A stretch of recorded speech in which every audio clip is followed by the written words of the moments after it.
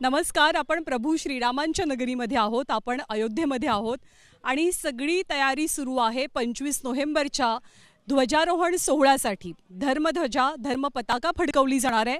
प्रभू श्रीरामान मंदिर पूर्ण झालेलं आहे आणि इथे शेकडो हात हे मदतीसाठी पुढे सरसावलेले आहेत, मंदिर सजावटीसाठी आणि मंदिराच्या आसपासचा परिसर सजवण्यासाठी.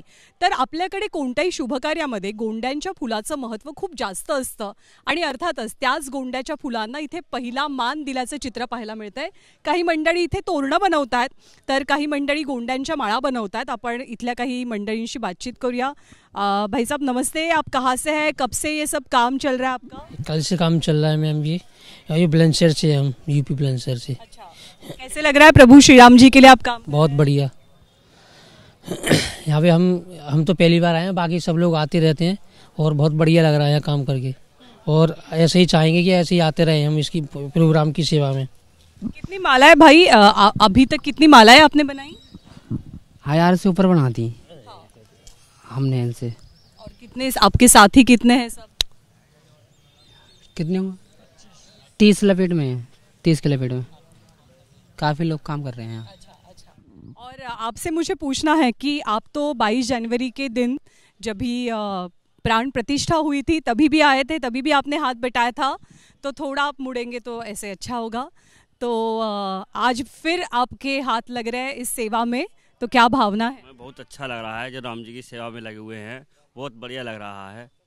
और हम चाहते हैं कि हर बार राम जी की सेवा में आएँ और हमारे दिल को बहुत अच्छा लग रहा है। दर्शन अभी नहीं किया है, जी काम करने के बाद जाएंगे। तर ही सगळी मंडळी उत्तर प्रदेशच्या वेगवेगळ्या भागातनं आलेली मंडळी आहेत आणि या सगळ्यांची तयारी सुरू आहे. हे सेवा कार्य मानलं जातं सगळ्यांकडनं. इथे प्रत्येक रामभक्त असा आहे ना की त्याला काही ना काहीतरी काम करायचं आहे प्रभू श्रीरामांच्या सेवेसाठी, आणि ही मंडळी खुश आहेत कारण त्यांना हे काम करायला मिळालं आहे. 25 तारखेला धर्मध्वज धर्मपताका फडकवली जाणार आहे आणि त्यासाठी अयोध्या नगरी कशी सजती आहे त्याचं हे दृश्य आपण सध्या पाहतोय. पंतप्रधान नरेंद्र मोदी, मोहन भागवत हे प्रमुख अतिथी या कार्यक्रमाचे असतील.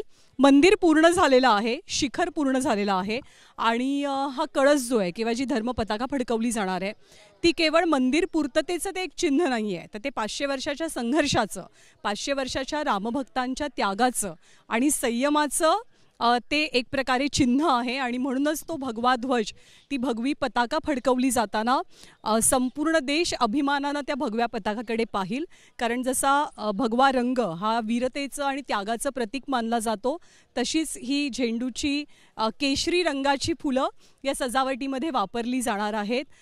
याच भगव्या रंगाला साक्षी मानून, याच भगव्या पताकेला साक्षी मानून छत्रपती शिवाजी महाराज यांनी सुद्धा हिंदवी स्वराज्याची शपथ घेतलेली होती. त्यांच्या शूरतेचंही तेच प्रतीक आणि प्रभू श्रीरामांच्या वीरतेचंही तेच प्रतीक. त्यामुळे भगव्या रंगाचा, केसरी रंगाचा वापर या सजावटीमध्ये सुद्धा आपल्याला प्रामुख्यानं पाहायला मिळतोय.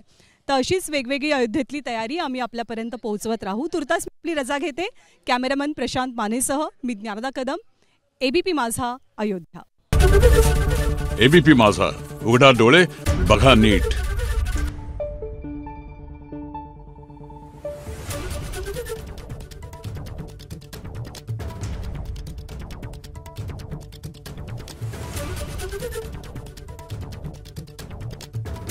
Thank you.